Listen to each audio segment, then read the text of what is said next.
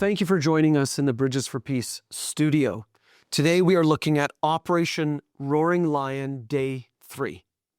On Shabbat morning, synagogues across the world gathered for Shabbat Zachor, which is Hebrew for remember, a parashah reminding God's people to remember, to remain vigilant, and recognize evil for what it is.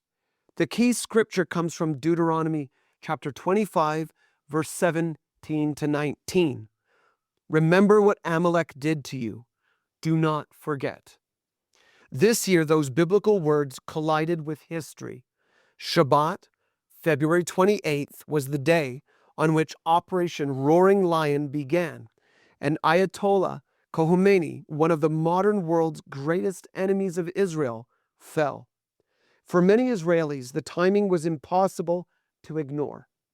Amalek in Scripture attacked the weak, the weary, and the defenseless.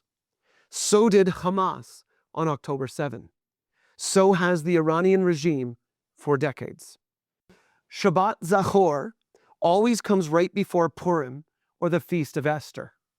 The story is set in ancient Persia, modern-day Iran, and tells how Haman plotted the destruction of the Jewish people. Scripture calls Haman an Agagite, a descendant of Amalekite king Agag, thus linking this ancient villain to Amalek's spiritual legacy of hatred and annihilation. The message of Purim is thus unmistakable. Some enemies don't want land, they seek annihilation.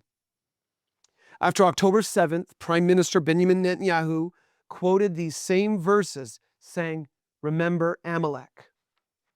Immediately, anti-Israel voices shouted genocide. But that accusation misunderstands Scripture and Jewish history.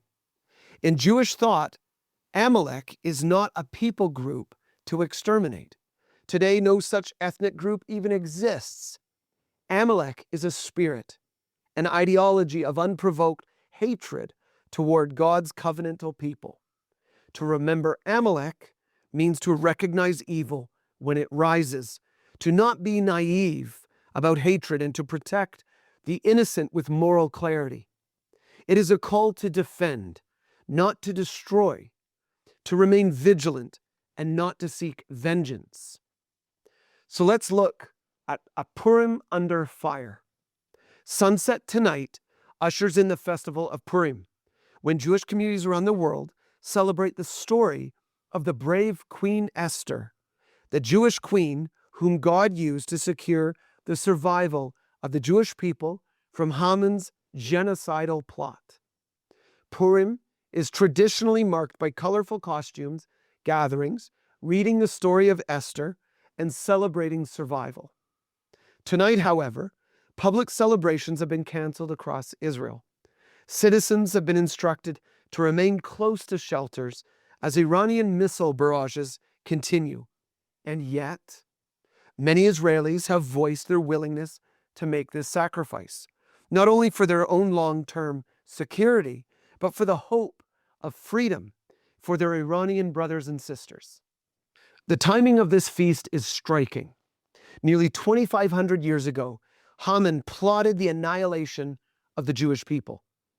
For decades, Ayatollah Khomeini had openly called for the destruction of Israel, repeating those threats since assuming leadership in 1989. Just as Haman's plot was thwarted and ended in his death, so Khomeini and his cohorts met a similar fate. Let's look at the strategic overview. Iran is believed to possess approximately 2,500 ballistic missiles. Instead of launching one massive strike, it appears to be dispersing its attacks, conducting frequent lower-intensity barrages against Israel, while simultaneously targeting 5 other Middle Eastern countries hosting U.S. military bases. So let me give you an operational update now. Israeli and U.S. forces have dropped more than 1,200 bombs on Iranian targets so far. The IDF announced that they have achieved air superiority over Tehran. Let's look at the targets struck. Ballistic missile launchers, IRGC and regime headquarters, Iranian air defense systems, regime command centers. 100,000 Israeli reservists have been called up for duty. Israeli Air Force fighter jets and attack helicopters have intercepted more than 50 UAVs from Iran. Rockets were launched from Lebanon for the first time in months in pre-dawn hours of Monday morning. The IDF said it eliminated 7 top Iranian security leaders and 40 senior leader commanders, including Chief of Staff Lieutenant General Abdul Rahim Mousavi. Now let's look at the human toll. The cost of Operation Roaring Lion continues to rise across the region, claiming Israeli, American, and Middle Eastern casualties. In Israel, devastation struck a residential community Sunday in Beit Shemesh, a city 30 kilometers or 18.6 miles west of Jerusalem, when Iranian ballistic missiles hit the area. 9 people were killed, several of them while hiding in a bomb shelter. Dozens were injured. Homes and a synagogue were reduced to rubble. 10 civilians have been killed since the start of the operation. Nearly 500 wounded, mostly lightly. A major road in Jerusalem suffered a direct hit Sunday night, and dozens of buildings have been damaged in Tel Aviv, and at least 20 residents evacuated to hotels. Let's look at the U.S. casualties. 4 U.S. service members have been killed in action. 5 more seriously wounded. The U.S. has referred to its involvement as Operation Epic Fury. Israeli opposition leader Yair Lapid wrote on X, quote, "Israel and the United States of America are fighting side by side. We will forever be grateful to the brave men and women of the United States Armed Forces who have made the ultimate sacrifice to make the world a safer place." Let's look at elsewhere in the region. In Kuwait, 1 person killed, 32 more injured by Iranian attacks. The United Arab Emirates, 3 people killed, 58 lightly wounded during strikes Saturday and Sunday. And since Saturday, Iran has launched toward the UAE 165 ballistic missiles, 2 cruise missiles, 541 drones.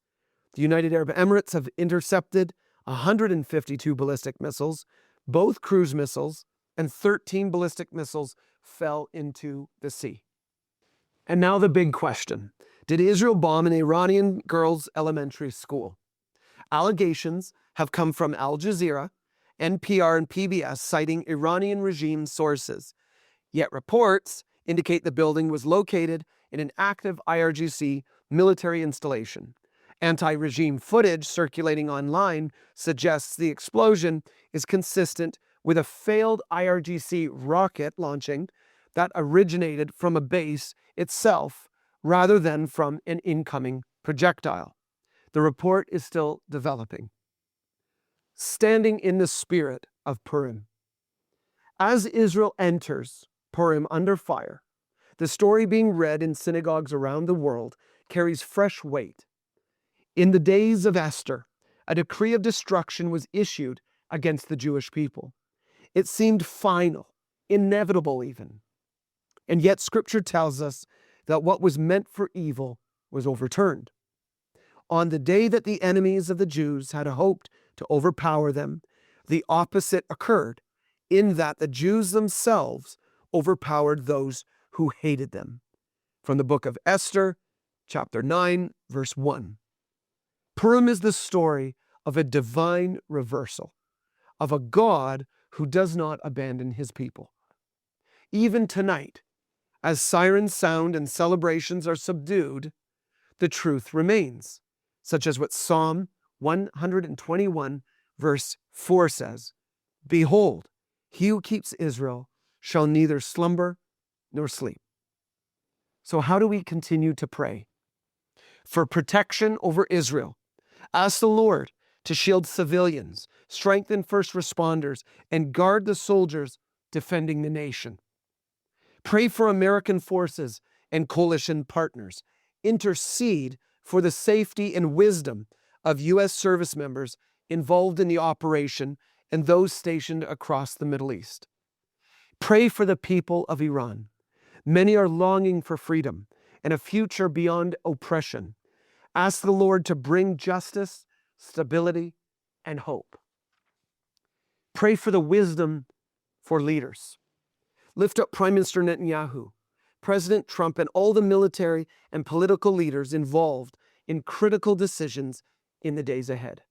And finally, pray for courage and unity within Israel. Pray that fear would not take root and that the nation would remain resilient and steadfast. God bless and shalom.